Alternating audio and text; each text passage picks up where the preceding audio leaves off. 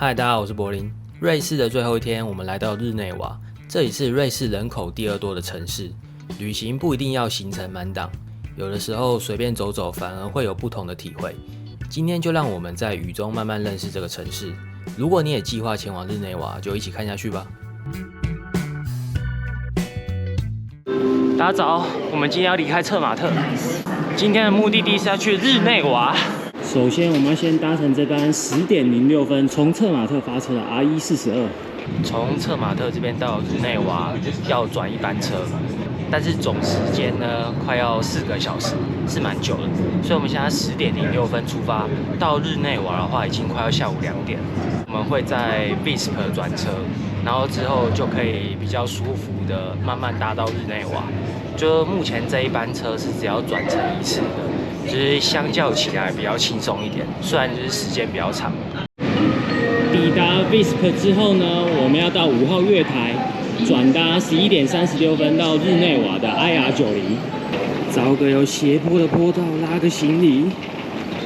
觉得拖行李还是要找一下有这种斜坡的，你会比较好走，不然搬楼梯真的是超级累。昨天滑雪跌倒超酸痛的小猪，直接在月台上面拉筋起来了，可惜我办不到。这台列车好酷哦，它外面有这种卡通的彩绘，然后我们直接锁定了脚踏车这边的车厢，因为放行李会比较简单一点。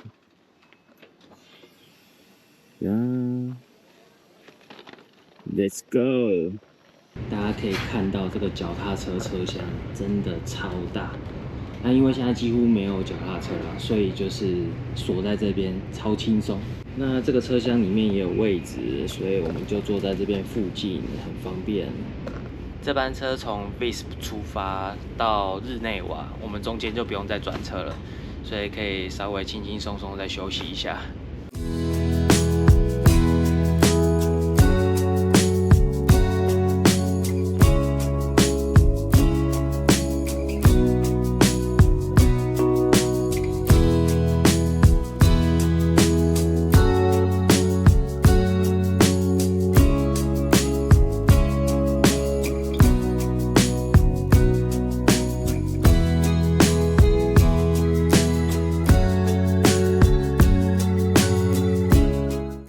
现在火车开到一站叫做尼翁的这一站，火车刚好遇到一些状况，就是不知道delay多久。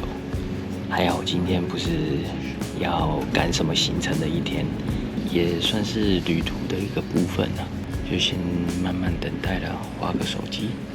我的话才刚讲完而已，火车就开始动。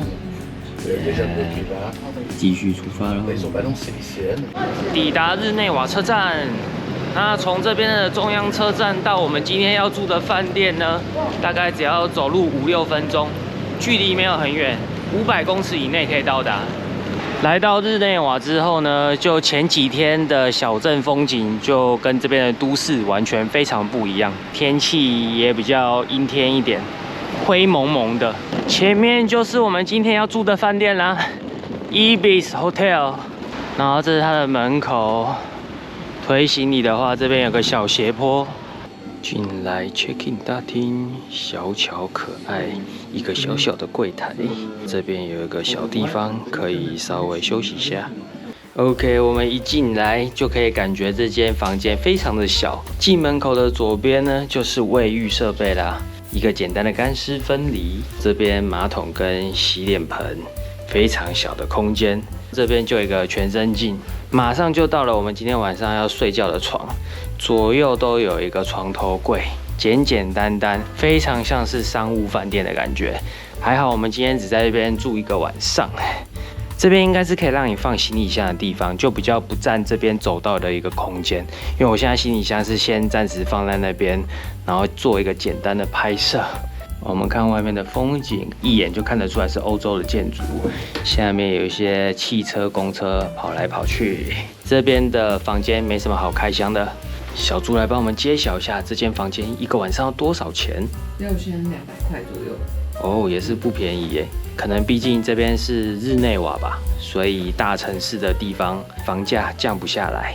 我刚好查一下，日内瓦好像是瑞士的第2大城市，是比较靠近法国，所以这边当地的人都是讲法文比较多。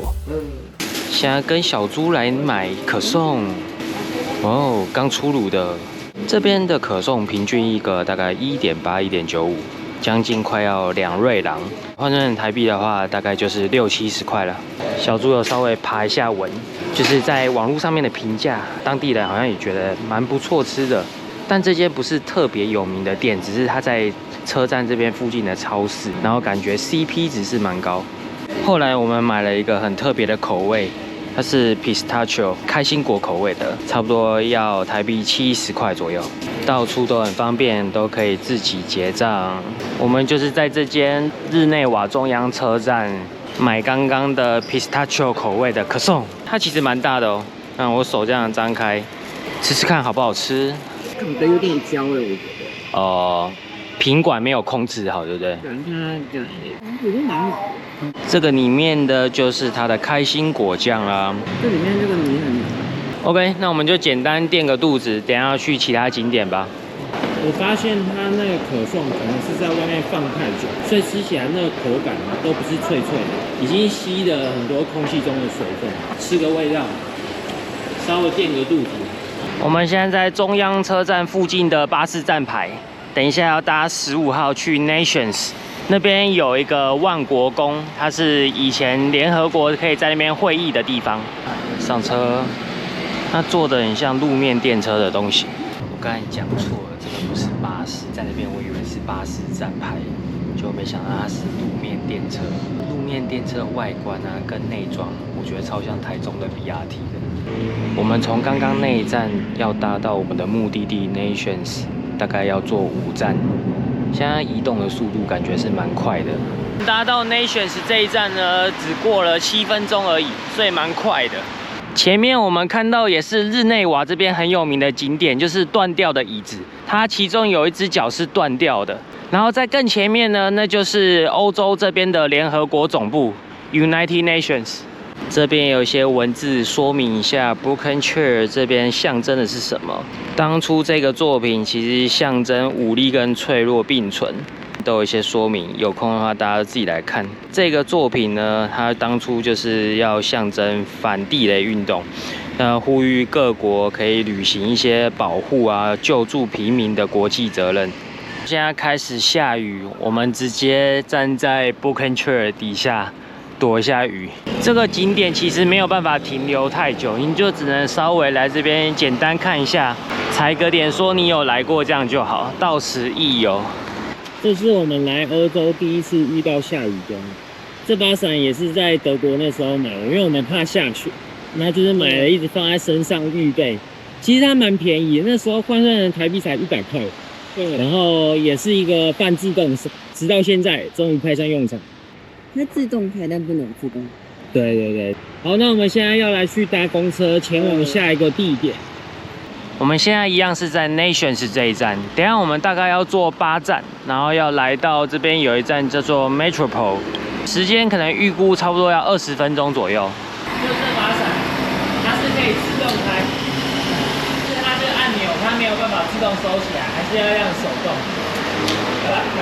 比较显。对，将就用一下。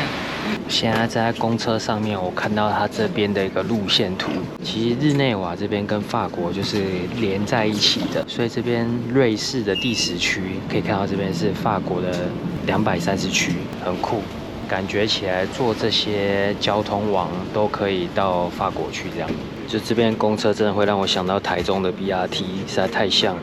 前面那边就是日内瓦这边其中一个景点花钟，看了网络评论超好笑的。很多人说这跟阳明山上的花钟一模一样啊，它好像每次一些花的布置会稍微不太一样，所以我们就是简单来这边看一下这个花。